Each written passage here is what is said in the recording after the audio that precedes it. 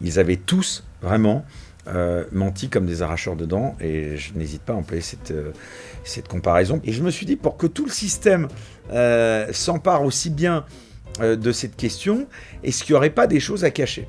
Tout est affaire de symbole. Et vous ne pouvez pas vous permettre, si vous voulez, au moment où tous les Français, on leur demande de se serrer la ceinture, voilà, il n'y a pas un seul, évidemment, humoriste à France Inter qui ne soit pas de gauche. Aymeric Lompré, qui dans une chronique diffusée, c'était le 21 octobre 2021, il déclarait, non mais c'est formidable, hein, « Merci les gens d'extrême droite d'avoir payé pour qu'on dise que vous êtes des gros bip, cons, sous-entendu. » Bonjour à tous, bienvenue sur VA+. Aujourd'hui, nous recevons le journaliste et producteur Éric Morillo. Bonjour. Bonjour Alexandre, merci de me recevoir. Merci à vous de venir sur VA+. Vous publiez ce livre, Les Intouchables de l'audiovisuel public, les révélations chocs de la commission d'enquête aux éditions L'Artilleur. Pour remettre dans le contexte, pendant plusieurs mois, une commission d'enquête parlementaire s'est penchée sur 3 questions majeures. La neutralité, le fonctionnement et le financement de l'audiovisuel public. Des dizaines d'auditions ont eu lieu à l'Assemblée nationale. Des dirigeants de France Télévisions, responsables de Radio France, producteurs, animateurs et journalistes ont été entendus sous serment. Dans cet ouvrage, vous revenez sur les moments forts de cette commission, sur ce qu'elle a révélé, mais aussi sur les nombreuses questions qu'elle soulève sur l'avenir du service public de l'audiovisuel en France.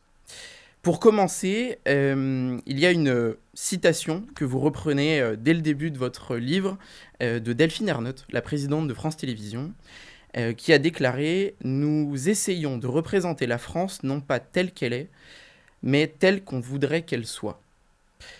Est-ce que cette phrase résume finalement tout votre ouvrage et votre enquête ? Alors déjà, ça résume pas mal, mais j'aurais peut-être pu rajouter à cette citation, j'aurais suggéré à Delphine de rajouter nous avons prêté serment et nous avons menti comme des arracheurs de dents, puisque l'actualité récente, on en parlera peut-être, nous a montré en effet qu'ils avaient tous vraiment menti comme des arracheurs de dents, et je n'hésite pas à employer cette comparaison parce que c'est une réalité, et on va, je pense, avoir l'occasion de le démontrer plus encore dans cette émission, mais c'est en tout cas la large mission qu'a cet ouvrage. Donc, vous me demandiez, pour résumer, parce que j'ai déjà oublié la question. Ouais, pour vous... Non, mais cette citation, finalement, est-ce qu'elle révèle qu'il y a eu un certain nombre de méconnaissances pour les Français et de découvrir un fonctionnement un petit peu, voire beaucoup opaque de cet audiovisuel français ? Alors c'est en effet le moins qu'on puisse dire, puisqu'en effet, d'ailleurs au niveau des citations, que ce soit Delphine Ernotte ou Stéphane Sidmon-Gomez, son numéro 2, qui a laissé entendre, dans une citation quelque chose d'incroyable, il a dit pour vivre ensemble, il faut voir ensemble. Donc on est exactement sur le même registre, un registre progressiste ou wokiste, on aura encore une fois l'occasion de le développer. Non, mais en effet, avant de rentrer peut-être dans le détail, l'impression générale, en effet, postérieurement à ces près de 6 mois de commission d'enquête qui ont passionné les Français, parce qu'en effet, cette commission d'enquête, ça a été vraiment la surprise, ce qui a d'ailleurs été une des raisons pour lesquelles on a décidé avec Michel Goldstein d'écrire cet ouvrage, c'est que vraiment, cette commission d'enquête a passionné les Français comme jamais aucune commission d'enquête n'avait passionné les Français. Alors, il y a une partie de ça qui vient du fait que ça touche évidemment à ce petit appareil qui est la télévision et qui est dans tous les foyers français. Mais je pense aussi parce qu'il y avait cette dimension idéologique, politique, et que les Français, de manière générale, en ont ras-le-bol de mettre la main au pot, de payer, parce que certes, la redevance a été supprimée, mais on a une redevance de manière indirecte, puisqu'on paye via l'impôt donc le financement de l'audiovisuel public, qui, ne l'oublions pas, on a parlé beaucoup de Delphine Ernotte, de Stéphane Sidmon-Gomez, mais comporte aussi un gros volet radiophonique, tout à fait. Donc avec Radio France. Donc si vous voulez, l'impression que j'ai eue, partagée aussi par mon co-auteur, c'est que les Français ont eu une appétence énorme donc pour, en effet, peut-être les coulisses, un petit peu de voir comment tout ça s'organisait, mais surtout parce qu'ils sont légitimes au vu du budget qui est alloué chaque année à l'audiovisuel public, qui est, rappelons-le, de 4 milliards d'euros, dont 3 milliards uniquement pour France Télévisions et 1 milliard pour Radio France. Donc à partir de là, je pense, et d'ailleurs les Français l'ont démontré par justement cette audience et cette appétence qu'ils ont eue à suivre toutes ces auditions, les Français s'estiment, et ils ont le droit de l'être, légitimes à poser des questions à ceux qui, si vous voulez, dirigent cet audiovisuel public et qui le dirigent d'une manière pour le moins opaque. Comment, d'ailleurs, on en est arrivé à ce constat. Il faut peut-être revenir, si vous voulez bien un instant, à l'origine et de la commission d'enquête et de cet ouvrage, et surtout, si vous voulez, on va dire, de l'événement qui a fait évidemment partir comme une fusée incandescente l'intérêt qu'on a eu pour cet audiovisuel public. C'est qu'il y avait un rapporteur qui d'ailleurs a fait vraiment un remarquable travail, qui s'appelle Charles Aloncle, qui était relativement peu connu des Français, puisqu'il était donc député, il est toujours député UDI, et donc il a... UDR, oui, du groupe d'Éric Ciotti, pardon, bien sûr. On s'y perd un petit peu avec tous ces noms, mais en effet, vous avez bien fait de me corriger. UDR, et donc qui était le rapporteur de cette commission d'enquête, et si vous voulez, qui a en effet porté sur ses épaules, et on l'a vu de manière extrêmement courageuse, donc tout au long de ses auditions, la majeure partie du fardeau qui était la responsabilité de juste poser des questions. Et moi, il se trouve que j'ai comme VA+, aussi une chaîne YouTube qui s'appelle Les Incorrectibles, où j'ai l'habitude, un petit peu comme ici, d'être cette fois dans l'autre sens, l'intervieweur, et de recevoir des personnalités qui font l'actualité et qui sont, comme le nom de cette chaîne l'indique, susceptibles d'être un peu politiquement incorrects. Et donc... tout est parti d'une interview toute simple. À l'époque, il était vraiment, je vous dis, pas devenu la star, la personnalité très populaire qu'il est devenu. Et donc, j'avais choisi de recevoir Charles Aloncle. Et ça, c'était, je crois, en décembre 2025. Et donc, s'en est suivi un entretien tout à fait calme et posé comme celui qu'on a aujourd'hui. Et puis, il y a eu, au cours de cet entretien, mais vraiment moins d'une minute sur 2 heures d'entretien, où il a parlé de Nagui. Et il a juste, mais vraiment, je vous dis, ça a duré moins d'une minute, on peut le retrouver sur les réseaux sociaux, il a juste un moment dit que Nagui pourrait, selon lui, être la personnalité qui se serait le plus enrichie sur le service public ces 10 dernières années. Ce qui, en soi, bon, quand bien même à l'époque, on ne savait pas si c'était vrai ou pas, quand bien même ce serait faux, je veux dire, c'est pas de la diffamation de dire de quelqu'un, c'est pas jusqu'à preuve du contraire en France encore condamnable, de s'enrichir. Donc, si vous voulez, il n'y avait rien de condamnable, qu'il se soit ou pas trompé, à dire qu'il se soit beaucoup enrichi. Puis après, s'en est suivi un débat sur le fait qu'on parlait de centaines de millions d'euros. Alors, en effet, il y a eu un débat sur le fait qu'en effet, on ne savait pas s'il parlait de chiffre d'affaires ou de bénéfices. En effet, rentrer dans le détail, si vous voulez, de la question. Sauf que c'est marrant parce que d'ailleurs, à cela, personne n'a répondu. Ce que je vais vous dire, c'est que ce soit de toute façon 100 millions d'euros de chiffre d'affaires ou 100 millions d'euros de bénéfices, ça a été à un moment donné 100 millions d'euros financés par les Français. Absolument. Donc les que ce Français, soit vous ou moi qui donnions 100 millions d'euros à l'audiovisuel public, en l'occurrence à France Télévisions, et que ça atterrisse à 10%, je dis ça à titre d'exemple, chez Nagui, ou à moins, ou à plus, peu importe, l'argent...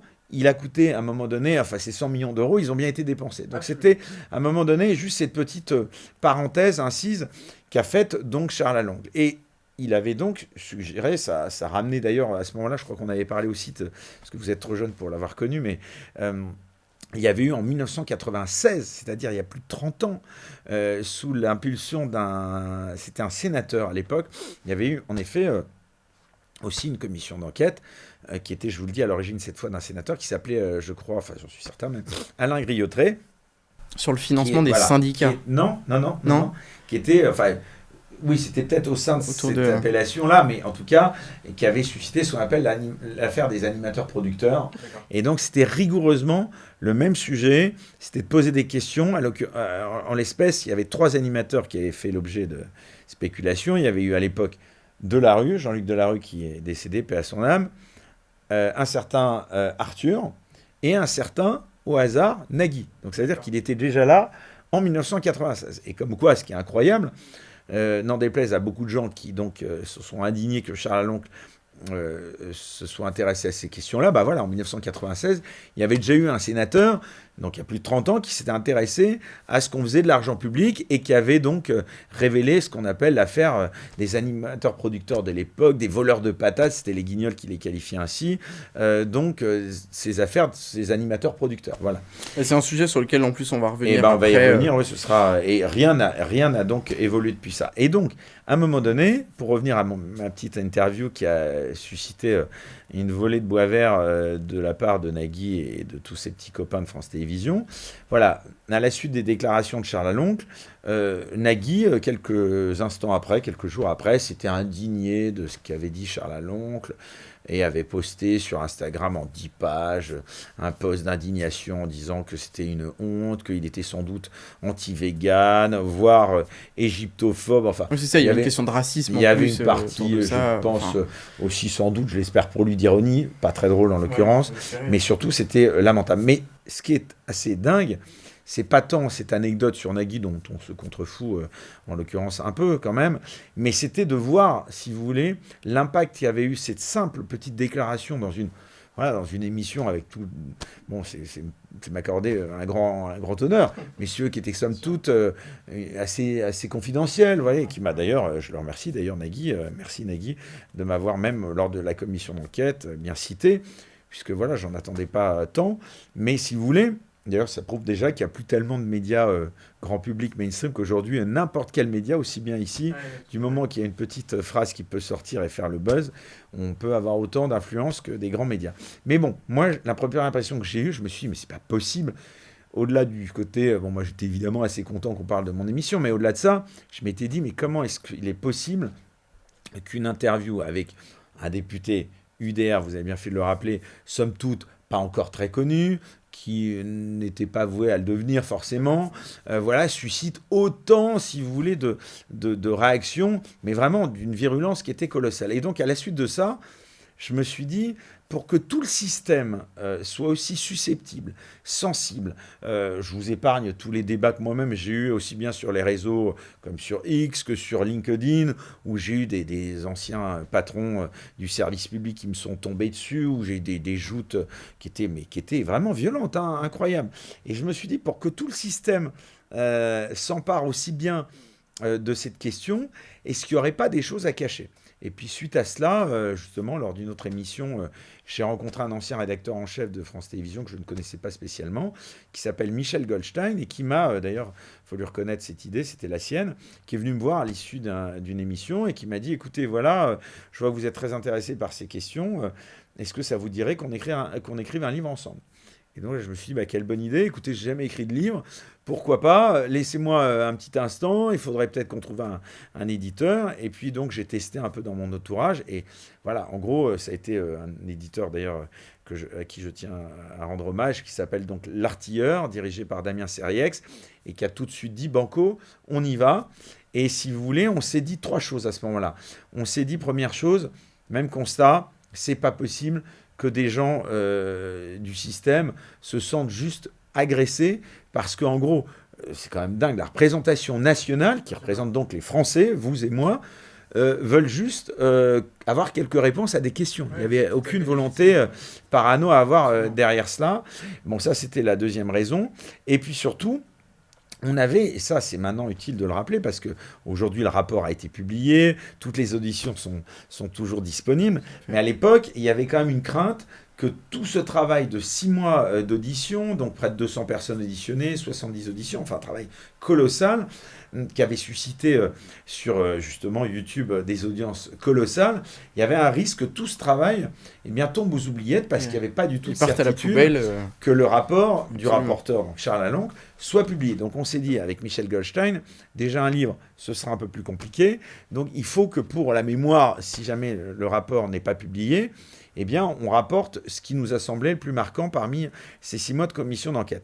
Mais on s'est dit, en plus si vous voulez, de faire ce travail de résumé et on va dire des moments marquants, on s'est dit aussi que nous, on voulait aller plus loin, si on peut dire aller plus loin, ou en tout cas aller dans une direction un peu différente de celle de la commission d'enquête qui avait fait déjà un travail remarquable, mais qui était celui de Charles Aloncle. Donc Charles Aloncle, il était rapporteur, il a rendu son rapport. Michel Goldstein et moi, on est journalistes, donc on a fait un boulot de journaliste. C'est-à-dire qu'on a n'a pas forcément la même vision sur certains sujets que Charles Lalonde. Et puis surtout, Charles Lalonde étant justement député dans une commission d'enquête avec d'autres députés, il était peut-être tenu de faire des concessions, donc on s'est dit, nous on va aller plus loin, et on en parlera sans doute, des révélations dans cet ouvrage, et on s'est dit, voilà, il faut faire ce travail, parce que d'abord, on pense que tous les Français, à l'heure où on nous écoute, ça m'étonnerait que tous les Français aient lu près de 600 pages du rapport parlementaire de cette commission d'enquête, voilà, 551 pages pour être précis, donc je pense que, et c'est pas porter injure et offense à Charles Lalonde, en dépit du travail remarquable qu'il a fait, de se dire que voilà, les Français n'iraient pas lire près de 600 pages, sans compter qu'il y a eu plein de bugs au début, voilà, et je vous dis, dans un deuxième temps, on s'est dit, il était important d'avoir une vision, et on ne s'en cache pas du tout, ce livre a une vocation aussi, alors je dirais pas militante, mais plutôt polémique, parce qu'on a voulu évidemment axer aussi l'angle de cet ouvrage sur l'aspect idéologique, parce qu'il y avait les manquements, en effet, vous l'avez rappelé, la commission d'enquête, elle était sur 3 thèmes, la neutralité, le financement, et vous m'épargnez le 3e, je vais y venir. Et le fonctionnement. Et le fonctionnement, voilà. Mais si vous voulez, on s'est dit, bon, bah ça, le fonctionnement, on a bien vu que ça marchait pas, que le financement, bah, que c'était une catastrophe, sans compter toutes les dérives potentielles et conflits d'intérêts qu'on a décelés autant que la commission d'enquête, grâce à cette commission d'enquête.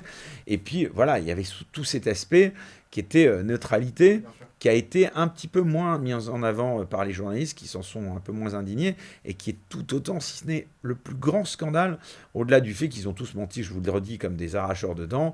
Même on a appris récemment que Delphine Ernotte serait sans doute poursuivie pour parjure. Elle avait dit qu'elle n'avait pas été accompagnée par une société pour coacher les auditionnés. On apprend finalement que ça l'a été. Il y a eu cette affaire de facture aussi à Cannes, sur laquelle je pense on viendra. Donc, si vous voulez, voilà, avec Michel Goldstein, ce qui a été super par rapport à cette collaboration entre lui et moi, et d'ailleurs, il faut leur rendre hommage, dû aussi à beaucoup d'informateurs qu'on a eus, c'est que Michel Goldstein a travaillé 30 ans à France Télévisions, il était rédacteur en chef, donc on a eu grâce à lui beaucoup d'informations de l'intérieur, sous couvert d'anonymat, y compris de ce qu'on hésitait à appeler cet ouvrage la caste au départ.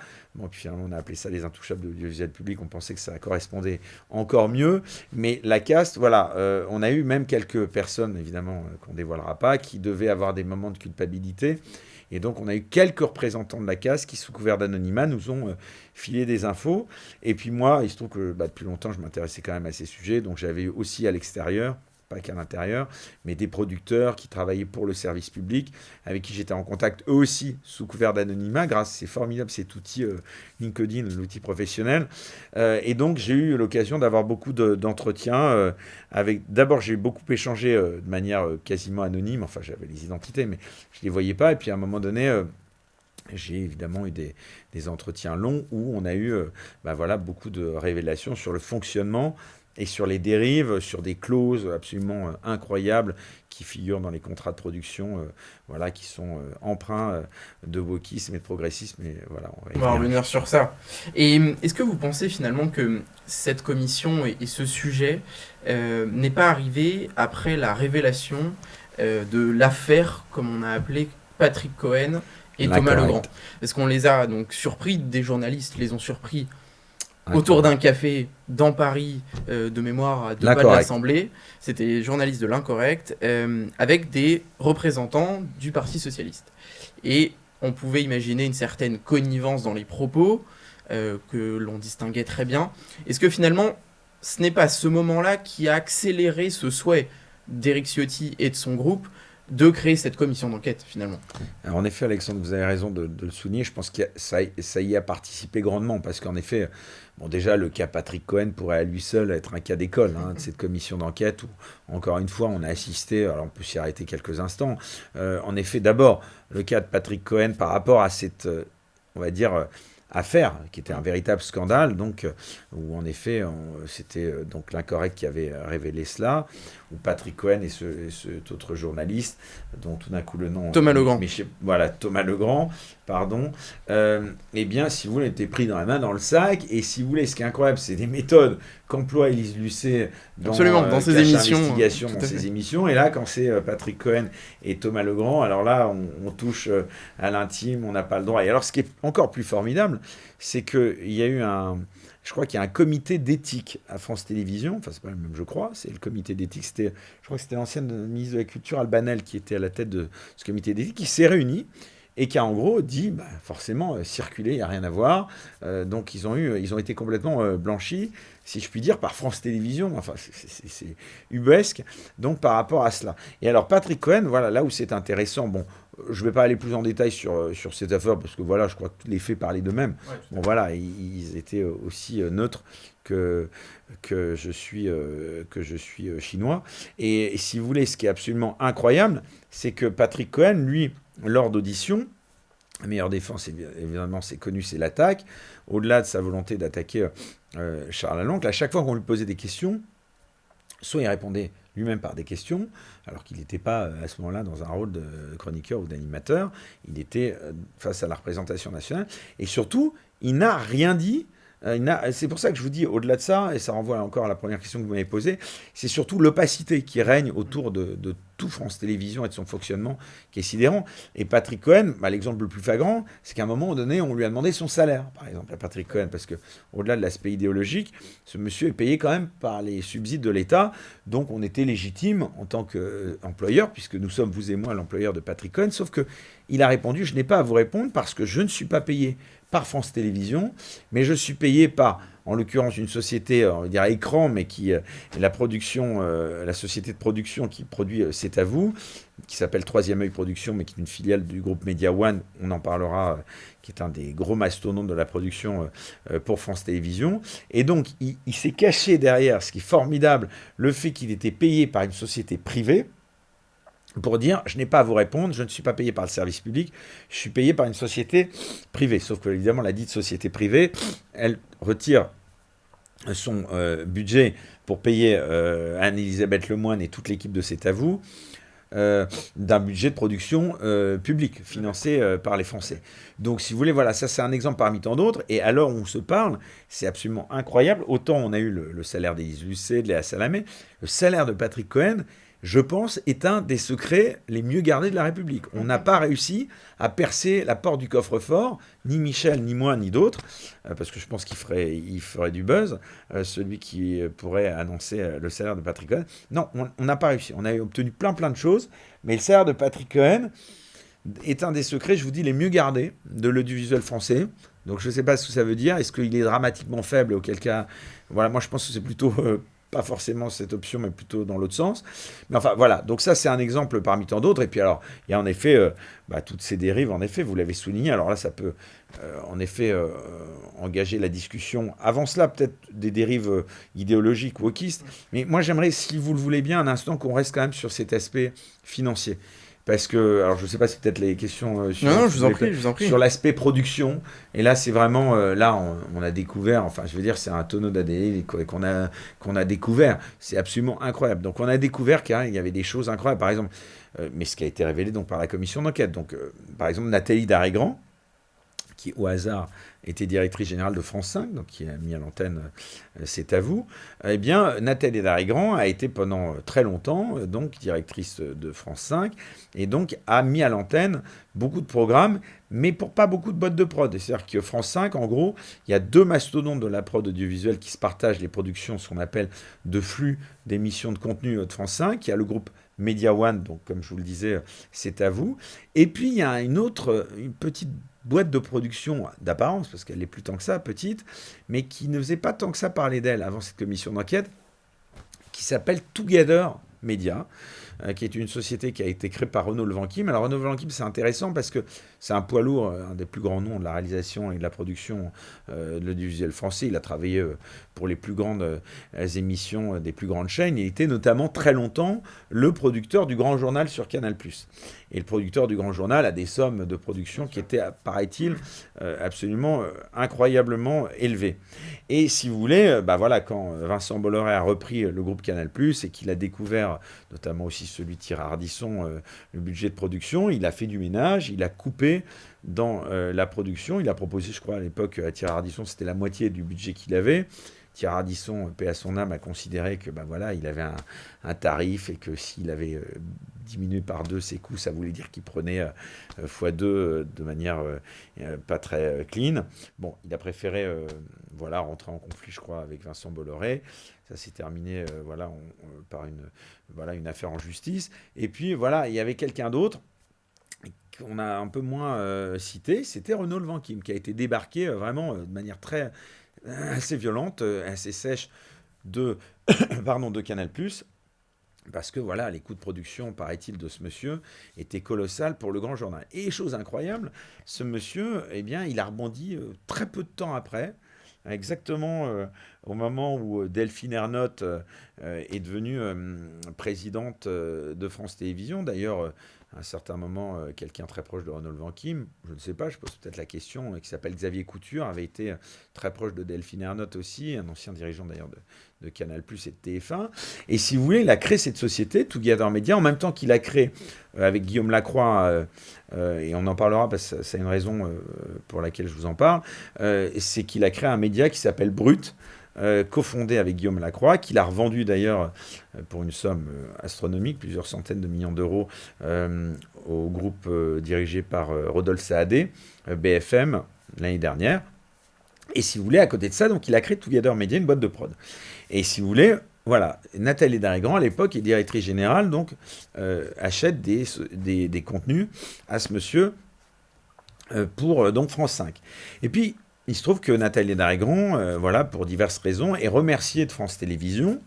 Et après de nombreuses années, donc elle est remerciée. Bon, c'est normal, évidemment, qu'elle ait des indemnités de licenciement, sauf qu'on a interrogé des avocats en droit du travail qui nous ont dit qu'elle a touché 400 000 euros d'indemnité. Donc, pour toucher 400 000 euros d'indemnité, je peux vous dire qu'il faut y aller. Et comme c'est proportionnel, sans doute, en bonne partie au salaire que vous touchiez, c'est-à-dire qu'elle avait un salaire plus que confortable. Et on parle quand même d'audiovisuel public. Donc ça, c'est le premier point. Mais surtout, ce qui est formidable, c'est que cette personne est remerciée, si l'on peut dire, avec donc 400 000 euros d'indemnité, est sortie de France Télévisions. Et puis, quelques mois plus tard, au hasard, elle rebondit dans une société de production dont elle va prendre encore quelques temps après la direction générale. Et quelle est cette société de production ? C'est Together Media, la société de Renaud Levanquim. Donc on peut à tout le moins s'étonner, ce qu'a dit donc Charles Aloncle. Il n'y a pas qu'elle d'ailleurs, il y a eu aussi un certain Takis Kandilis. Alors lui, il a même fait des navettes, c'est-à-dire qu'il était chez Banijé, un autre grand groupe audiovisuel qui produit beaucoup, qui est la maison mère de Nagui, enfin de la boîte de prod de Nagui, qui produit beaucoup pour France Télévisions et notamment pour France 2. Et lui, voilà, il était l'ancien d'ailleurs Monsieur Fiction aussi de TF1, il est passé donc chez Banijé, puis il est arrivé à France Télévisions dont il a été un des plus éminents directeurs, et puis il en est reparti, il est revenu chez Banijé. Enfin voilà, il y a beaucoup de gens qui ont fait des navettes et qui sont partis de France Télévisions pour aller chez des fournisseurs de programmes de France Télévisions, après comme par hasard avoir fait, est-ce un hasard ou pas, enfin en tout cas ça pose peut-être la question du conflit d'intérêts, augmenter le chiffre d'affaires de ces sociétés pendant les moments où ils étaient à la tête de France Télévisions. Donc on peut se demander si ce n'est pas en remerciement qu'ils sont tout d'un coup réintégrés dans des sociétés qu'ils ont participé à développer. Donc voilà, tout ça fait qu'il y a une opacité totale qui est absolument sidérante. Et quand, encore une fois, on pose ces questions-là, eh bien, nous avons des gens comme, souvenez-vous, des auditions de Media One, notamment des 3 associés fondateurs de Media One, parce qu'on a beaucoup parlé, on parle beaucoup que de Pierre-Antoine Capton, qui est le dirigeant principal de Media One, mais ses associés, donc ce sont Xavier Niel et donc Mathieu Pigasse. Mathieu Pigasse, voilà. Et donc là, alors ça nous emmène tranquillement mais sûrement vers l'aspect idéologique comme transition, c'est que si vous voulez, à un moment donné, Charles Laloncle, au-delà de poser des questions de financement, on s'est déjà demandé, voilà, il y a un fonds qui s'appelle KKR, qui a des parts dans Media One. On n'a jamais su, là aussi, autre secret parmi les mieux gardés de l'audiovisuel, si on n'a jamais connu le montant exact des parts de KKR. Les gens laissant entendre qu'ils étaient majoritaires, en tout cas qu'ils étaient l'un des associés les plus importants de Media One, mais on ne savait pas si c'était majoritaire ou pas, donc ils se sont défendus de l'aide. Bon, là-dessus, il y a eu apparemment des questionnements qui sont pas tout à fait réglés, mais en tout cas, voilà, on n'a pas obtenu l'info, c'est comme le salaire de Patrick Cohen, sur le montant exact en pourcentage du financement de ce fonds d'investissement américain, ce qu'on appelle des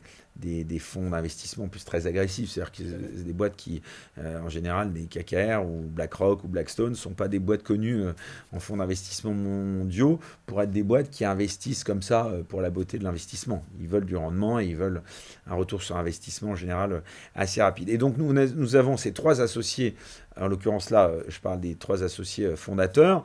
Nous avons Xavier Niel, donc Mathieu Pigasse, et donc Pierre-Antoine Capton, qui sont auditionnés. Et donc, à un moment donné, eh bien, Charles Laloncle, le rapporteur, légitimement pose des questions et s'intéresse plus particulièrement à Mathieu Pigasse. Mathieu Pigasse, qui est aussi à la tête, on commence à tous le savoir depuis peu de temps, d'un groupe média et qui prend des parts de plus en plus importantes dans différentes sociétés médias, et notamment il a Nova, il a les Inrecuptibles, il a donc des parts dans Media One, et puis ce monsieur a quand même dit à un moment donné qu'il mettrait tous ces médias au service d'un combat contre l'extrême droite. Exactement. Donc, dans Libération. Dans Libération, exactement. Donc à partir de ce moment-là, ce monsieur, mais encore une fois, toutes ces questions qu'on pose, et là c'est vrai que peut-être que pour des gens qui ou prendraient cette émission en cours ou ne connaîtraient pas très bien le fonctionnement de l'audiovisuel, on peut se dire, mais quel est ce monsieur qui écrit un livre et qui pose des questions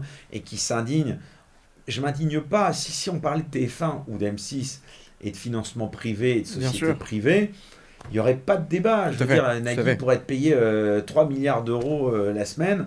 Si c'était une boîte privée qui le finance, il n'y aurait pas de débat. Absolument. Là, on parle d'argent qui vient du service public, donc qui est un argent public financé, je le redis encore une fois, par l'ensemble des Français, vous, moi, et accessoirement vous aussi. Donc, si vous voulez, à partir de là, on est quand même en droit de poser des questions. Donc, ce monsieur, Pigasse, répond vraiment avec un dédain, enfin vraiment les trois, c'était formidable. En plus, c'était la deuxième audition. Tout à fait. Ils avaient été convoqués une première fois. Ça aussi, on a oublié de le dire. Moi, j'aurais été, Charles Laloncle, j'aurais été heureux. Parce que être auditionné dans une commission d'enquête, c'est pas tout à fait léger. C'est une obligation. Complètement. Pas, on vous invite à venir. Tout à fait. C'est pas en fonction de votre une obligation de s'y rendre. C'est qu'il aurait pu, d'ailleurs, moi j'aurais dû le demander, je crois que je l'avais posé cette question, mais je sais plus ce qu'il m'avait répondu. Mais il aurait été en droit de réquisitionner les forces de l'ordre. Tout à fait. Pour faire venir de force, eh bien, Xavier Niel, en l'occurrence. C'est celui qui n'était pas disponible lors de la première convocation et qui, juste une demi-heure avant, paraît-il, a planté. Alors, ce monsieur, en plus, d'après ce qu'on a appris à la suite de ce plantage et de cette commission d'enquête, il paraîtrait, c'est même pas moi qui dis, c'était, je sais même pas, je crois, des médias en ligne, qu'il était apparemment dans une station de ski. Donc, je sais pas s'il avait comme obligation de prendre un télésiège, un tire-fesse. Enfin, voilà, il avait des obligations qui l'empêchaient de se rendre. On peut juste s'amuser. Enfin, honnêtement, on pourrait s'en amuser, mais pas tant que ça. Pas tant que ça, voilà. Et donc, ce monsieur, au lieu de la jouer profil bas, alors qu'il ne s'est pas rendu à une première audition, qu'on ne lui a pas balancé les forces de l'ordre pour qu'ils viennent, au lieu de la jouer profil bas, eh bien, rentre, lors de cette audition en frontal, totalement en conflit avec Charles Laloncle, se menace de partir, enfin bref, c'est lunaire, vraiment, encore une fois. Et donc, à côté de lui, Pierre-Antoine Capton, et puis le fonds d'investissement, je crois que c'était aussi KKR, et donc Mathieu Pigasse, eh bien, aussi nous font leur numéro, alors que ces gens-là, enfin je parle de Mathieu Pigasse en l'occurrence, financent des médias en disant que son combat, il veut mettre au service de ce combat contre l'extrême droite tous les médias dont il dispose. Donc ça veut dire aussi bien, il faudrait à partir de là se demander si, même si il n'a pas à 100% Media One, mais il en a une part non négligeable, dans quelle mesure on ne peut pas se demander si Media One et donc Troisième Œil de Production, la boîte de prod de C'est à vous, n'influence pas les contenus éditoriaux en fonction des desiderata de son actionnaire. Je vous passe sur le fait qu'il y a des émissions où à un moment donné, voilà, Xavier Niel est interviewé par une présentatrice qui accessoirement, qui s'appelle Roux, là, je n'ai plus son prénom. Caroline Roux, voilà, et qui se trouve être aussi... dans l'émission L'événement. Voilà, qui sur cet événement-là, c'est le cas de le dire, n'était pas produit par Media One, mais qui, par ailleurs, est une animatrice de la nébuleuse Media One. Donc, à partir de là, on peut se demander si on est tout à fait libre d'interviewer quelqu'un qui est un peu indirectement votre patron, ou en tout cas votre actionnaire non négligeable. Mais c'est l'occasion, d'ailleurs, de faire la promotion de notre journal cette semaine, qui, dresse un dossier sur Mathieu Pigasse, que vous pouvez retrouver en kiosque et en ligne. Le monsieur qui donc nous apprend qu'il va être, et on parlera peut-être de quelle époque aussi, bientôt candidat à la présidentielle. Exactement. Ce qui a fait éructer de joie et pouffer de joie la grande journaliste devant l'éternel, Léa Salamé. Mais on en parlera peut-être parce qu'il y a un procès aussi. Non, c'est tout à fait. Ouais. En fait, il est vrai que, mais même on va parler également de France Inter parce que. Ah ben oui.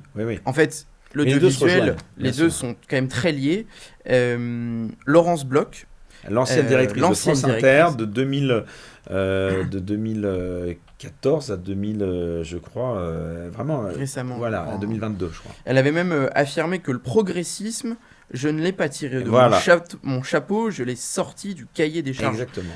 Une phrase comme ça, on comprend que l'audiovisuel public n'est pas neutre. Mais alors Alexandre, c'est très intéressant que vous citiez Laurence Bloch et ce qu'elle a dit, parce que, alors voilà, ça c'est... Alors, je ne veux pas spoiler le livre que nous avons coécrit, donc Michel Goldstein et moi, mais c'est une de nos différences qu'on a avec ce rapport parlementaire, c'est qu'il y a eu des recommandations du rapport parlementaire. Il y a déjà peut-être d'ailleurs une recommandation la recommandation 29, je crois, du rapport de Charles Aloncle, qui stipule qu'il recommanderait qu'un animateur ne puisse plus être salarié de France Télévisions et en même temps producteur de France Télévisions, enfin du service public. Ouais, et donc, ce qui est étonnant, peu de temps après, on a appris que Nagui était débarqué du service public radiophonique de France Inter. Donc, il va dire sans doute que c'est lui qui a voulu prendre du temps pour aller cueillir des roses dans la forêt. Mais bon, il se trouve que le hasard est tout de même remarquable. Donc, on peut se demander, est-ce que c'est pas le début d'une influence quand même de quelques mesures de bon sens de Charles Aloncle. Bon, c'est toujours pas le cas quand même pour Léa Salamé, qui elle, c'est l'inverse, à France 2, est devenue présentatrice du 20h. Alors tout le monde dit que Léa Salamé touche 25 000 euros de salaire par mois, ce qui est en soi déjà bien pas négligeable pour présenter le 20h de France 2. Mais il y a deux questions qui se posent. C'est que personne n'a dit, ou plutôt tout le monde a oublié, qu'elle ne touche pas que 25 000 euros. Elle est aussi coproductrice de quelle époque?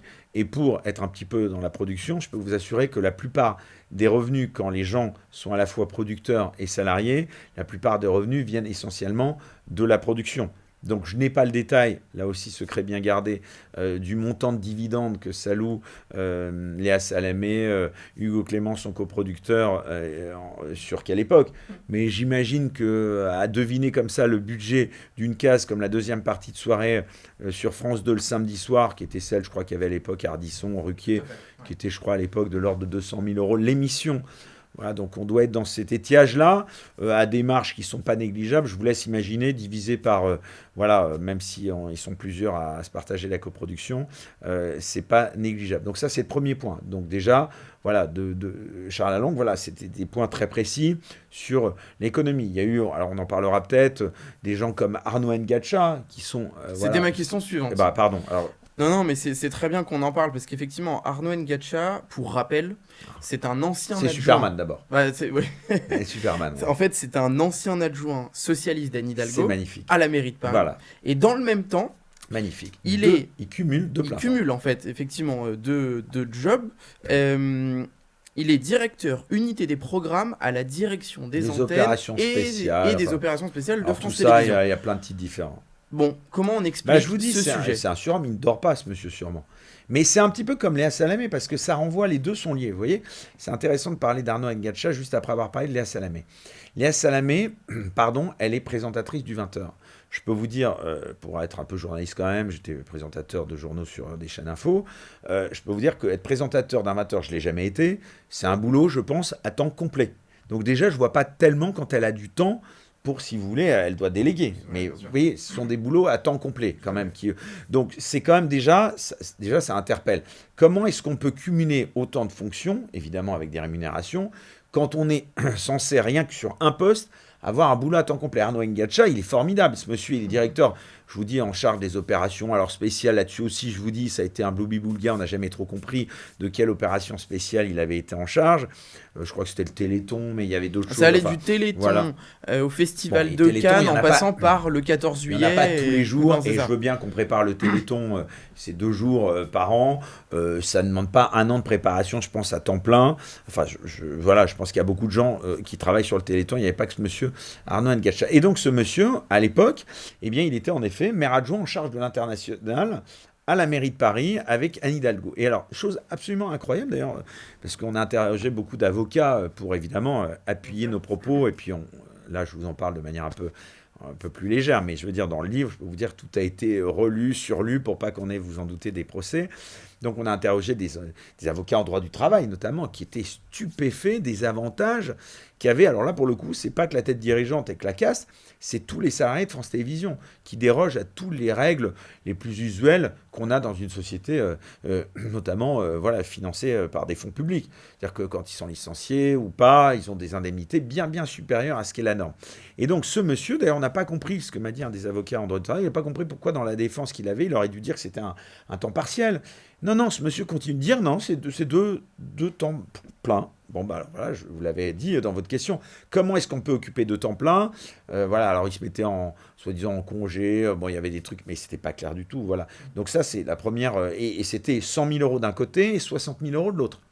Donc, si vous voulez, enfin, rien que 100 000 euros déjà. Et le tout payé par les Français, parce qu'il y a une indemnité politique, voilà, et vous l'avez. Et dans le même temps, payé voilà, par l'audiovisuel public. Voilà, donc si vous voulez, c'est absolument incroyable. Et puis, alors, le deuxième point, maintenant, on va terminer la boucle avec Laurence Bloch, que je n'oubliais pas, qui en effet, et c'est pour ça que là, on va plus loin, je vous dis encore une fois que le rapport de Charles Aloncle, eh bien, sur notamment la question du cahier des charges. Vous voyez, Charles Aloncle, il a fait ses recommandations, je vous ai dit, il y en a plein, sur les près de 600 pages de rapport. Bah, nous, on a fait nos recommandations à nous à l'issue de ce livre. Et je vous dis, sans en dévoiler toute la teneur, la principale recommandation qu'on fait, après avoir dénoncé, c'est d'abord, on fait un constat, c'est que l'audiovisuel, tout le monde se froisse ou peut s'inquiéter que le service public puisse un jour devenir privé ou soit privatisé. Bon, là-dessus, alors c'était intéressant parce que et aussi bien Michel Goldstein que moi, nous n'avons pas la même opinion. Lui, il est pour une totale non-privatisation.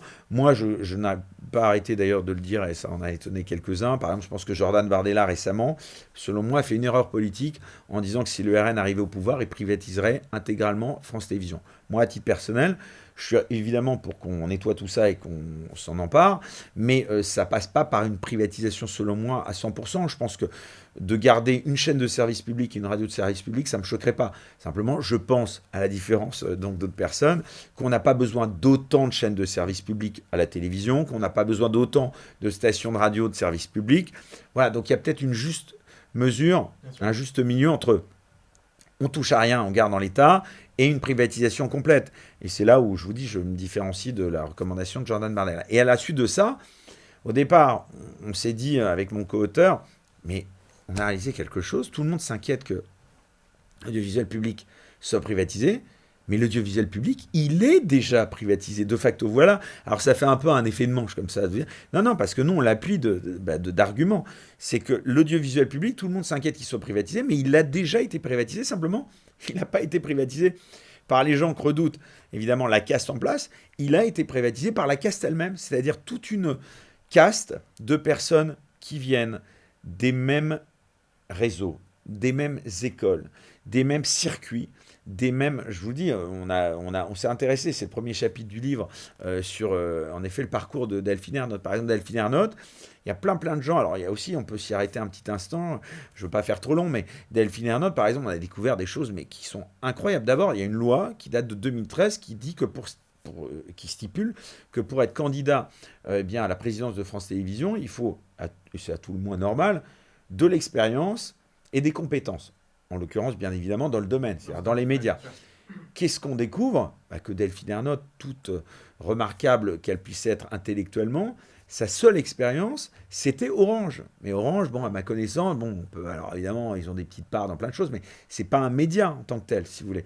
Donc voilà, et en plus, elle n'avait pas laissé, à ma connaissance, en termes de compétences et le deuxième, je l'ai dit il y a un instant, compétences et expérience. Expérience, ouais. Elle n'avait pas laissé, voilà, de mémoire, je crois, un souvenir impérissable à Orange, donc chez Orange. Donc, si vous voulez, à partir de là, on peut s'étonner. Ensuite, il y a eu des procès-verbaux quand elle a été auditionnée. Voilà, ça c'était donc ça c'était la loi de 2013 et elle candidate en 2015. Et donc, aux yeux de la loi, on ose dire, mon co-auteur et moi, que selon nous, elle n'était pas légitime. C'est une opinion, mais voilà, on l'assume. Elle n'était, selon nous, pas légitime pour être candidate, puisqu'elle n'avait comme expérience qu'un poste de direction à la tête d'Orange France. Bon, ça, c'est le premier point. Et le deuxième point, il y a quand même des choses incroyables. Il y a des procès-verbaux qu'on n'a pas retrouvés, des auditions qui pourtant devraient avoir été enregistrées. Tout ça a disparu en 2015, donc c'est quand même surprenant. Et puis elle est renouvelée. Là, on en est au 3e mandat. C'est du jamais vu. Elle a été renouvelée.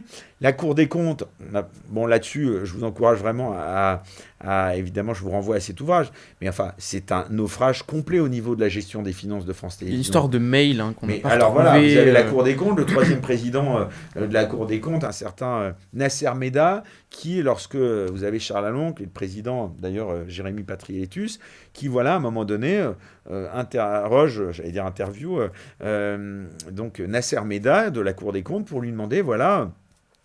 il semblerait que vous ayez pu recevoir de la part de France Télévisions un mail vous demandant de différer le rapport de la Cour des comptes sur l'état des finances de France Télévisions. Et donc, à un moment, très clairement, on peut le voir, c'est un des moments vraiment pour moi les plus forts de cette commission d'enquête. Vous avez donc Charles Aloncle qui pose une question très simple à Nasser Meda. En plus, Charles Aloncle est quelqu'un de très précis qui, lorsqu'il pose des questions, vous vous souvenez, c'est des questions longues. Et donc, il développe et puis vraiment, il déroule. Il dit, Monsieur Meda, je vous pose une question très simple, à la suite de ce qu'on a donc entendu. Avez-vous, oui ou non, reçu un mail de France Télévisions vous demandant de différer le rapport de la Cour des comptes? Et vous avez ce monsieur qui, 4 fois de suite, répond à côté de la plaque en disant « Monsieur, nous n'avons été influencés par personne ». Alors une deuxième fois, Charles qui dit « Je vous remercie pour cette réponse, mais ce n'est pas la réponse à la question que je vous posais. Je ne vous demande pas si vous avez été ou pas influencé, je vous demande avez-vous, oui ou non, reçu un rapport de la Cour des comptes vous demandant de différer ».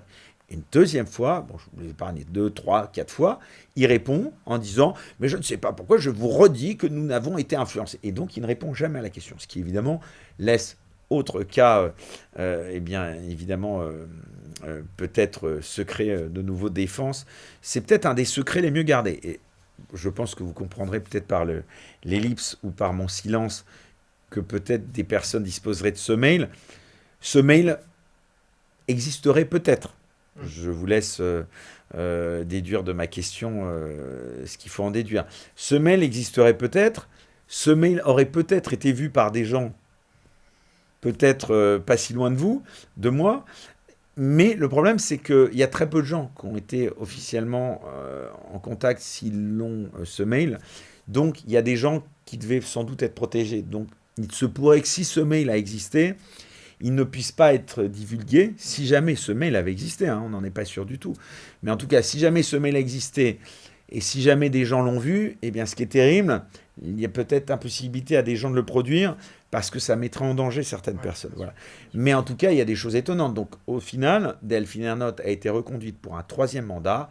Et encore une fois, mais c'est comme je vous dis, Nathalie Darrigan, quand elle se fait virer, et oh magie, elle se fait embaucher quelques temps plus tard. Par qui? Par Together Media, qu'elle avait participé à installer sur France 5. Bah là, c'est exactement la même chose. Il n'y a pas eu sans doute de mail, hein, puisque... Enfin, on ne sait pas. Mais à entendre Nasser Meda qui ne répond pas à la question, donc il laisse vraiment en suspens cette question. En tout cas... C'est quand même étonnant. Y a-t-il ou pas eu un mail? En tout cas, le rapport des comptes est arrivé, comme par magie, postérieurement à la date à laquelle on a reconduit pour une 3e fois Delphine Ernotte. Donc c'est quand même, tout ça est très très opaque. Voilà. Opaque et effectivement un petit peu étonnant. Et puis, alors, il faut aussi... Le cahier des charges, pardon. Oui, le cahier des charges, parce que... Et pardon, là, excusez-moi, je me suis égaré, je digresse. Laurence Bloch. C'était pour dire que Laurence Bloch, voilà, a fait une révélation voilà, qui était essentiel. Oui, c'était pour revenir sur la privatisation. C'était pour amener la conclusion, voilà, sur Laurence Bloch.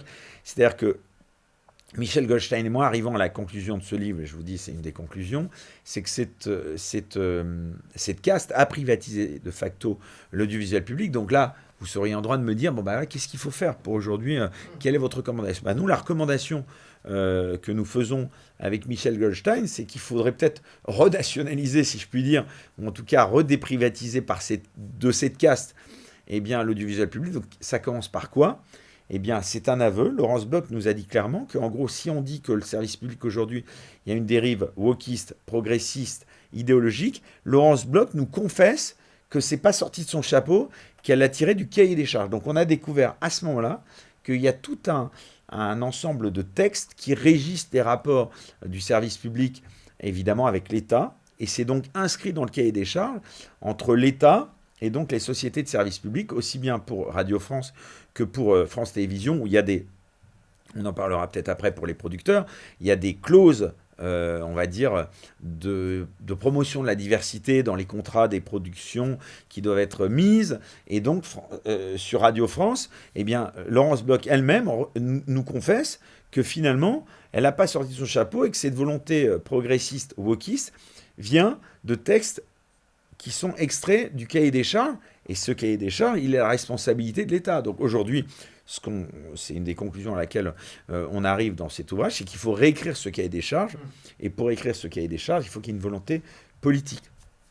Sauf qu'avec Emmanuel Macron, qui pourtant n'entretient pas les meilleurs rapports du monde avec Delphine Ernotte depuis son accession à la présidence tant à l'Élysée que côté Delphine Ernotte à France Télévisions, eh bien voilà, c'est le ministère de tutelle, le ministère de la Culture qui devrait s'emparer de ce sujet. Depuis que, Rachida Dati, avec le succès qu'on connaît, avait choisi d'aller dans la course à la mairie de Paris, elle a été remplacée donc par Catherine Pégard à la tête du ministère de la Culture.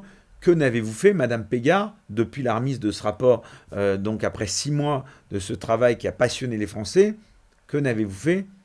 Rien. Ils sont sans doute restés sur un coin de bureau. Au contraire, ils sont même promus. C'est phénoménal. Hein. Stéphane Sidbon-Gomez, il faudra peut-être en parler. C'est ce monsieur qui dit donc pour vivre ensemble, pour avancer ensemble, il faut voir ensemble. C'est le numéro 2 de France Télévisions. Alors lui, c'est exceptionnel. Il faut s'y arrêter un instant.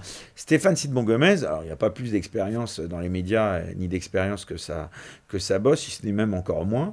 Puisque ce monsieur, écoutez bien ce que je vais vous dire, mais vous devez peut-être le savoir, il a commencé en étant directeur de cabinet de Delphine Ernotte. Et d'où il venait avant cela? Il est passé de directeur de cabinet à un autre directeur de cabinet.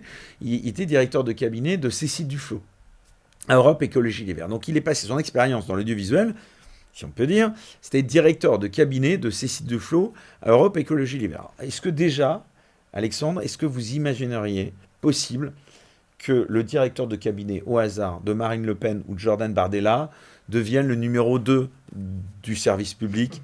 Je ne le pense probablement pas. Bon, donc voilà, donc ça c'est la première chose. Et alors ce monsieur, il a eu une ascension qui est absolument fulgurante tout au long donc, de ces 3 mandats, puisque aujourd'hui c'est le véritable numéro 2, là il n'est plus directeur de cabinet, puisque le directeur de cabinet, je vous le donne dans le mille, un nouveau directeur de cabinet d'ailleurs a été nommé récemment donc chez Delphine Ernotte, et c'est l'ancienne plume de l'Élysée d'Emmanuel Macron. Voilà, on ne se refait pas.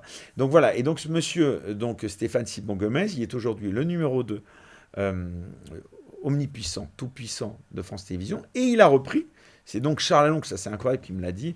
Il a repris il y a un peu moins d'un an, la direction globale de l'information de tout le groupe. C'est-à-dire qu'il gère 3 à 4 000 salariés journalistes. C'est quand même incroyable. Ce monsieur n'a jamais eu sa carte de presse, n'a jamais été journaliste, et il chapeaute toute la direction de l'information. Au-delà de Philippe Corbet, au-dessus de Philippe Corbet, au-dessus de tous ces gens-là. D'Alexandre Carra, enfin voilà. Il est le grand Manitou, si vous voulez, de l'information à France Télévisions. Bon, ben voilà. Bon, et c'est pour ça que quand on a Léa Salamé, qui à un moment donné, je crois que c'est Caroline Parmentier, la députée du Rassemblement national, qui a apostrophé Léa Salamé en lui demandant: est-ce que vous imaginez possible un jour, je ne sais pas, la compagne de M. Bardella, si elle était journaliste, à la tête d'un 20h. Et là, vous avez Léa Salamé, qui, c'est un peu comme quand elle nous dit qu'elle est coproductrice, parce qu'elle veut empêcher ainsi les Russes de pouvoir lui choper quelle époque, il faut protéger quelle époque. Enfin bref. Voilà, elle répond voilà, qu'elle espère que ce serait possible si un jour, voilà, Jordan Bardella était avec Non, une mais c'est vrai que c'est journaliste. assez étonnant parce que voilà, on découvre que ce monsieur Sid Gomez, qui a un passé plutôt à Militant, bah, gauche, plutôt militant chez mais Europe il n'y Écologie aurait Les pas de Verts, honte à ça. la directrice, l'ancienne du coup maintenant de France Inter, avait même parlé d'une radio progressiste et l'assumait en commission d'enquête. C'est vrai qu'on imagine mal une radio conservatrice comme Mais, terme pour l'audiovisuel, et mais pour une c'est radio. sidérant, là, je suis venu avec mes petites fiches, parce que je veux pas... il y a quand même cet humoriste, parce qu'il n'y a pas un seul, évidemment, humoriste à France Inter qui ne soit pas de gauche. Et c'est intéressant, parce que d'en parler, justement, à un moment de la... Il y avait Émeric Lompré, qui, dans une chronique diffusée, c'était le 21 octobre 2021, il déclarait, non mais c'est formidable, hein, merci les gens d'extrême droite d'avoir payé pour qu'on dise que vous êtes des gros bip, cons, sous-entendu, dans vos gueules, les fachos. Voilà. Donc, en gros, vous avez le droit d'insulter, si vous voulez, des gens qui ont participé, parce qu'il y a quand même 13 millions de personnes qui ont voté Marine Le Pen en 2022, et ces 13 millions de personnes, l'argent n'ayant pas d'odeur, en revanche, ils sont très heureux, le service public, d'avoir des augmentations de budget qui sont pour beaucoup dues, donc en partie aussi aux 13 millions de personnes qui ont voté Marine Le Pen et qui n'ont qu'un droit, c'est de payer donc, et de se faire cracher à la figure. Donc ça pose quand même des vraies questions. Absolument. Et je voulais vous entendre également sur cet aspect de frontière entre les opinions, le militantisme, le wokisme sur France TV Slash. Parce que Ah, on sait que l'audiovisuel public, donc il y a la télé, il y a la radio, mais ils ont essayé aussi de créer avec un un certain succès, nombre de voilà. contenus pour la jeune génération, avec des nouveaux contenus Que plus des échecs, il y avait eu modernes. Salto. C'est vrai qu'il n'y a pas eu Mais beaucoup de réussite. Et c'est vrai que France TV Slash, on a été assez étonné. Charles Aloncle a rapporté voilà, un certain nombre coûte de 17 sujets, millions de d'euros par an. propos. Et effectivement, le coût, compte tenu de ce qui est proposé, et puis effectivement, ça va toujours dans le même sens. Qu'est-ce que vous en pensez de ça aussi, France TV Slash? Est-ce que ça doit être tout simplement mis à la poubelle Ben, à ou entendre pas? les pistes évoquées, parce que là aussi, c'est quand même sidérant, je ne sais pas si les gens réalisent. Vous vous rendez compte, et ça, je pense qu'il faut vraiment le dire à vos spectateurs et que les gens en aient conscience, parce que ça, c'est relativement passé sous silence. Vous vous rendez compte que France Télévisions a produit un contre-rapport au rapport de Charles Alonc. C'est-à-dire qu'il y a eu un contre-rapport de, je crois, de plus d'une centaine de pages, hein, mais c'est incroyable.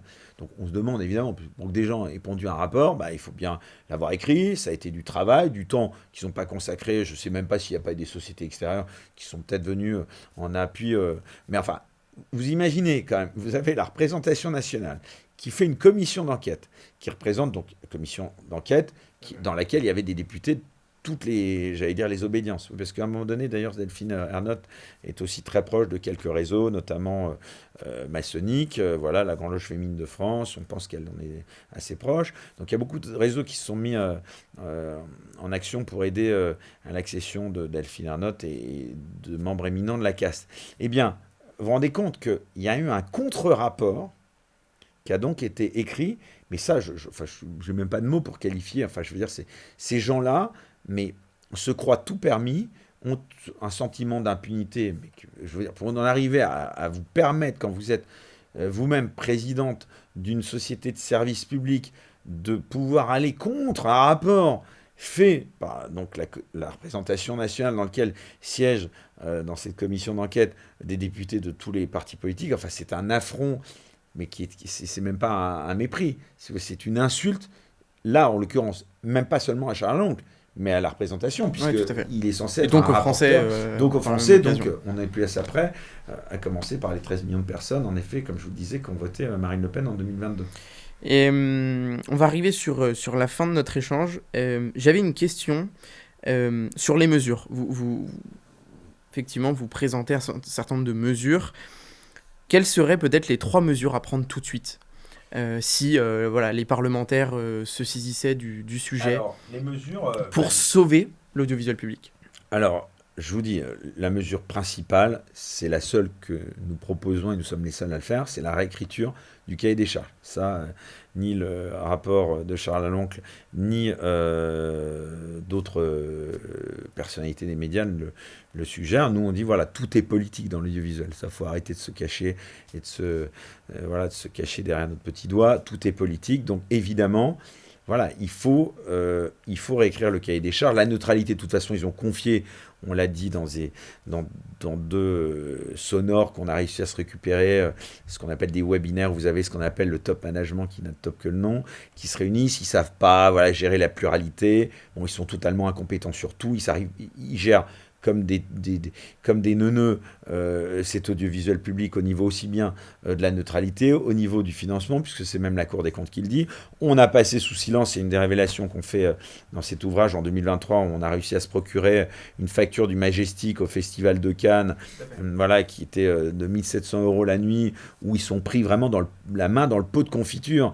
Ils nous disent que ça n'a pas coûté 1 € aux Français, parce que ça avait fait finalement ces nuits d'hôtel à 1 700 € la nuit au Majestic en 2023, avait été échangé contre des invendus de dernière minute de France Télévisions. Sauf que manque de peau, on a réussi à se procurer la facture du Majestic adressée à une société qui s'appelle Global Business Travel, qui n'est autre que l'agence de voyage qui travaille spécialement pour France Télévisions et pour le déplacement de ses cadres. Vous avez les 6 noms des cadres derrière, donc Delphine Ernotte, le secrétaire général, le monsieur Cinéma, Stéphane Sidbon-Gonez également, ainsi que Renaud Levanquim et Guillaume Lacroix. Voilà, et vous avez, manque de peau sur le recto de la facture, la mention des arts.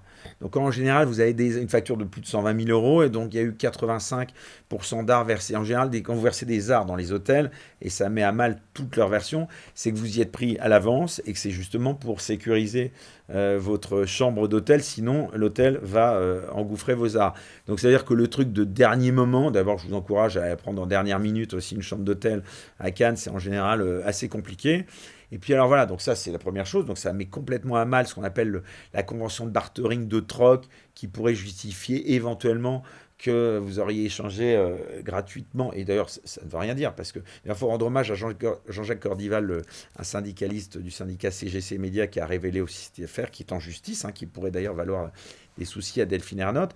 Eh bien, si vous voulez, vous avez de conventions de barter, on n'a jamais vu. De spots de pub soi-disant échangés contre ces chambres, on n'a jamais vu. En revanche, je vous dis, cette facture, on l'a bien vue. Il y a des arts, donc ça met à mal vraiment tout leur argumentaire. Mais je vous dis, encore une fois, on est convaincus, Michel Goldstein et moi, qu'ils ont tous vraiment pas cessé de mentir. Bon, ça, c'est le premier point. Puis on apprend cette année, parce qu'il fallait quand même envoyer quelques petits signaux, et je vais répondre à votre question après avoir dit cahier des charges qu'il fallait réécrire. Les deux autres, ils ont dit, cette année, on va serrer la ceinture. Ils sont vachement serrés la ceinture cette année. Ils sont passés du Majestic au Grès d'Albion. Vous savez quelle est la différence entre le Majestic et le Grès d'Albion? Alors, je dis ironiquement, c'est un peu la même chose qu'entre une Ferrari et une Porsche. En gros, ils sont passés de 1 700 € la nuit. Moi, j'ai regardé sur le site de référence, quand on va la nuit d'hôtel sur toute la durée du festival cette année, une chambre côté ville au Grès d'Albion, même pas côté mer, c'était pas une suite, une chambre simple, ça coûtait 19 000 € pour toute la durée du festival au Grès d'Albion. Ça faisait 1600 et quelques, 1657 €, je crois. Donc en gros, ça coûtait 50 € de moins, quoi. Donc vraiment, vous voyez, ils sont serrés à la ceinture. J'ai tendance à dire, leur ceinture, elle ne devait pas avoir beaucoup de trous. Voilà. Mais bon, voyez, c'est que des... Et encore une fois, il y a plein de gens qui pourront dire, non mais là, c'est un peu de la démagogie. Non, parce que tout est affaire de symbole. Et vous ne pouvez pas vous permettre, si vous voulez, au moment où tous les Français, on leur demande de se serrer la ceinture, voilà, et puis je vous passe les 2,6 millions alloués juste au hasard, encore une fois, à Renaud Levanquim pour produire les contenus du Festival de Cannes, cérémonie d'ouverture et cérémonie de clôture et les différents contenus. Je veux dire, il n'y a pas de journaliste à France Télévisions qui a des bureaux dans toutes les régions de France. Il n'y a pas des journalistes suffisamment en nombre pour pouvoir organiser la captation d'une cérémonie d'ouverture et de clôture et quelques contenus audiovisuels. Il y a besoin de déléguer pour 2,6 millions € à une société extérieure la production de ces contenus. Vous voyez, encore une fois, c'est du bon sens. Et donc les deux, alors si je devais en plus, donc la réécriture du cahier des charges pour vous donner, et écoutez, parmi les autres recommandations qu'on pourrait faire, là aussi, on va dire, c'est un sujet qui est au hasard, le timing est formidable quand même. Eh bien, Delphine Ernotte a suggéré en effet qu'elle allait engager une réflexion quant à la pérennité du service justement pour les jeunes France TV Slash. France TV Slash, et notamment l'existence de France 4 qui serait a priori menacée aussi au vu des audiences. Je ne vous parle pas de France Télévisions Info qui fait très peu d'audience. Voilà. Et un dernier point, voilà, où là j'aimerais, c'est pas pour parler que de moi justement, mais ça tout est lié. J'ai engagé une action en justice contre Quelle Époque qui a repris un extrait de mes émissions Les Incorrectibles.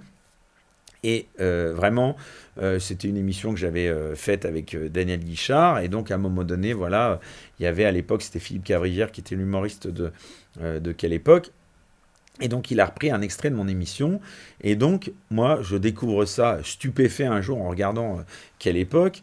Enfin, je regardais pas vraiment Quelle Époque, mais je regarde les réseaux sociaux et je vois mon émission qui apparaît. Enfin, je vois des images, des extraits de mon émission, à commencer par la mienne, mon image, qui apparaît dans l'émission Quelle Époque. Et là, je tombe des nues parce que je vois que je ne suis pas cité, que mon réalisateur n'est pas cité, que mon émission n'est pas citée. Il y a le logo qui apparaît de mon émission. Le logo, il est sur mes images à moi. Donc, je ne suis pas cité. Je veux dire, en tant que tel, je ne suis pas mentionné. C'est une mention qui était dans mon image, piquée. Voilà. Eh bien, écoutez bien, Alexandre, ce que je vais vous dire. Donc, je ne suis pas cité. Mon émission n'est pas citée. Mon réalisateur n'est pas cité. Je ne suis pas crédité parce que quand bien même, c'est derrière ça qu'ils essayent de se cacher derrière le droit de la courte citation, qui est assez subtil. En gros, c'est de pouvoir, au nom de la courte citation, pouvoir employer des images sans demander l'autorisation. Mais ça n'interdit pas de respecter des règles qui n'ont évidemment pas été respectées. Et au-delà de ça, ce qui est absolument sidérant, c'est que moi j'estime qu'en plus de ça, moi j'ai des droits d'auteur, que mon contenu est original. Eh bien, j'étais absolument, allez, sûr à 99%, mais il y a toujours 1% d'aléas judiciaires. Voilà, eh bien, c'est en première instance, mon jugement a eu lieu, d'ailleurs, c'était pendant le Festival de Cannes, en plein pendant aussi la sortie de cet ouvrage. Et donc, je ne vous cache pas que dans mon esprit, la question n'était pas de savoir si France Télévisions et j'allais dire Delphine Ernotte, puisqu'elle est à la tête de France Télévisions, et Léa Salamé et Hugo Clément, puisque ce sont les trois, donc les deux coproducteurs de Quelle Époque et France Télévisions, le diffuseur. La question, selon moi, n'était pas de savoir s'ils allaient ou pas être condamnés, mais à combien ils allaient être condamnés. Voyez, eh bien, j'ai été, tenez-vous bien, condamné. Alors, j'ai non seulement été débouté de toutes mes demandes, j'ai été condamné à ce qu'on appelle un article 700, c'est-à-dire de payer les frais de justice de Léa Salamé, enfin de la société de Léa Salamé, de la société d'Hugo Clément et de France Télévisions, et j'ai été condamné à un article 700, mais qui, même pour des grosses affaires et du jamais vu, j'ai été condamné à 15 000 euros. Donc, de paiement d'article. Donc, je suis débouté de mes... Donc, en gros, je considère, on me vole mes images, je me plains, et au final, je me fais débouter de mes demandes, et je suis condamné à payer 15 000 euros. Je vais évidemment, je vous annonce d'ailleurs officiellement, puisque ce dimanche, donc ce sera voilà, véritablement effectif, et donc là je vous réserve cette information. J'ai donc décidé de me pourvoir, non, avant peut-être en cassation, mais je pense qu'on n'ira pas. J'ai interjeté appel de ces décisions de première instance.